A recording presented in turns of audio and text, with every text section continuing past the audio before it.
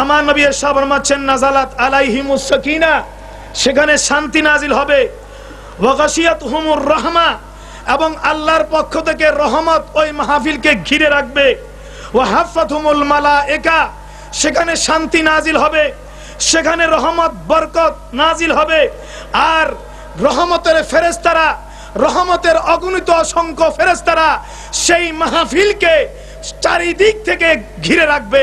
জোরে সোরে বলুন সুবহানাল্লাহ। বন্ধুরা আমার, আজকের এই দৃশ্য দেখি কি মনে হয় না যে এখানে আল্লাহর রহমত নাজিল হয়েছে, এখানে সাকিনা শান্তি নাজিল হয়েছে, আর এখানে ফেরেশতারা নাজিল হয়েছে।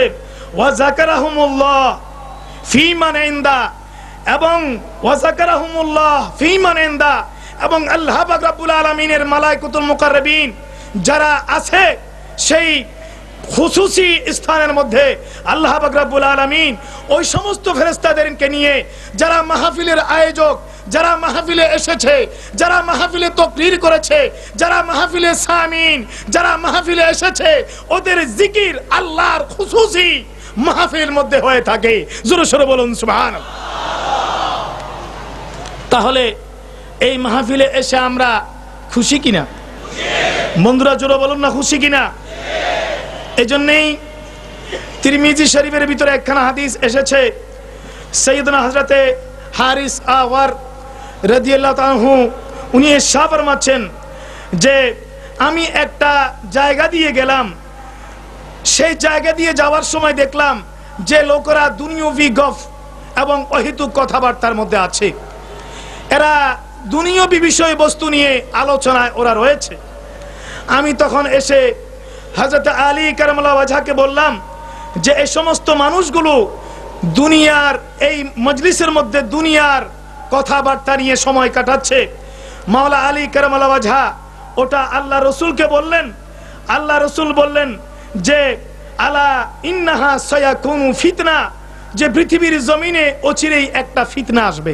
কি আসবে? জোরে বলুন না, কি আসবে?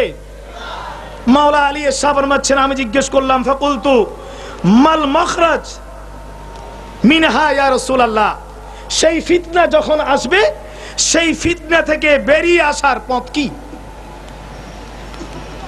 আপনাদের কোনো অসুবিধা হয়? পৃথিবীতে যখন ফিতনা আসবে তো সেই ফিতনা থেকে ইয়া রাসূলুল্লাহ সাল্লাল্লাহু আলাইহি ওয়াসাল্লাম বেরিয়ে আসার পথটা কি? আপনাদেরকে ধৈর্য ধারণ করে শুনতে হবে, কারণ দর্শক কোরআন মাহফিল আস্তে ধীরে এটা এগিয়ে যাবে। আমার রাসূল ইরশাদ ফরমালেন ক্বালা কিতাবুল্লাহ। জোরে বলুন না সুবহানাল্লাহ, একটু জোরে বলবেন না সুবহানাল্লাহ। কিতাবুল্লাহ। আমার রাসূল ইরশাদ ফরমাচ্ছেন যেই ফাসাদ অচিরেই আসবে, যেই ফিতনা বরফা হবে, সৃষ্টি হবে, আলী ওটা থেকে বেরিয়ে আসার মত হচ্ছে কিতাবুল্লাহ, এই কোরআনে হাকিম, কোরআনুল কারীম, এটাই হচ্ছে সেই ফিতনা থেকে বেরিয়ে আসার পথ। জোরে সোরে বলুন সুবহানাল্লাহ। এটা এমন একটা কিতাব, আমার নবী ইরশাদ ফরমাচ্ছেন এটা এমন একটা কিতাব ফিহে নাবাউ মা ক্বাবলাকুম ওয়া খাবরু মা বাদাকুম, যেই কিতাবের ভিতরে অতীত ইতিহাস আছে এবং যেই কিতাবের ভিতরে ভবিষ্যতের কথাবার্তা আছে,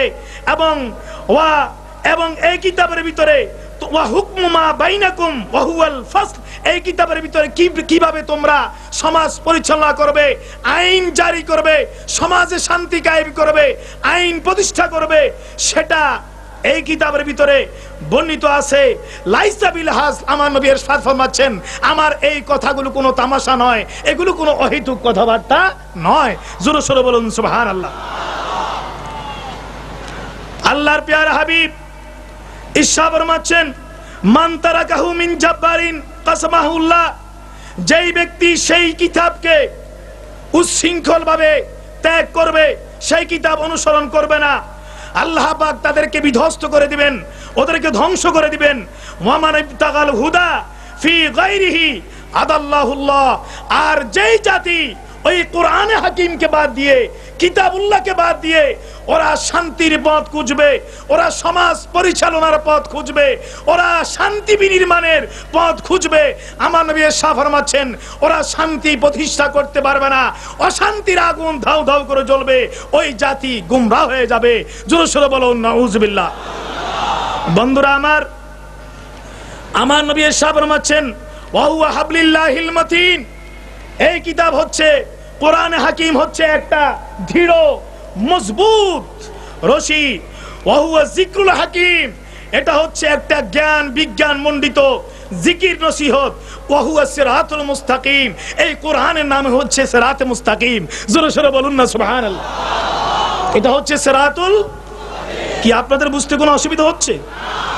আমার নবী এরপরে কিছু দূর পরে গিয়ে ইরশাদ করলেন যে এই কিতাবের আলোচনা যতই করা হোক না কেন, উলামায়ে ইকরাম যতই তাফসীর করুক না কেন, উলামায়ে ইকরাম যতই দরস দেখ না কেন, লা ইয়াশবাউ মিনহুল উলামা, উলামায়ে ইকরামের অন্তরের শান্তি মিটে যাবে না, শেষ হয়ে যাবে না।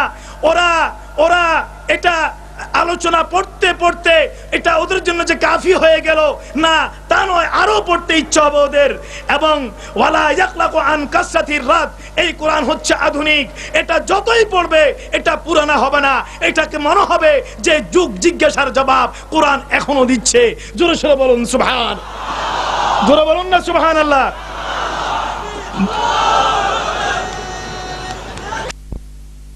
কোরআনের মুজিজাতের কোনো শেষ নাই। এই কোরআনুল কারীমেই সাহেবে কোরআন মুহাম্মদুর রাসূলুল্লাহ সাল্লাল্লাহু আলাইহি কণ্ঠে শুনে জিনদের মিছিল যখন যাচ্ছিল, আমার নবী ইরশাদ ফরমাচ্ছেন ওরা বলে দিয়েছে ইন্না সামিনা কুরআনান আজাবা ইয়াহদি ইলা রুশদ ফাআমান্না বিহি, আমরা একটা আজীব খায়েস আশ্চর্য কোরআনুল কারীম শুনলাম এবং আমরা ঈমান আনলাম। জোরে সোরে কোন সুবহানাল্লাহ।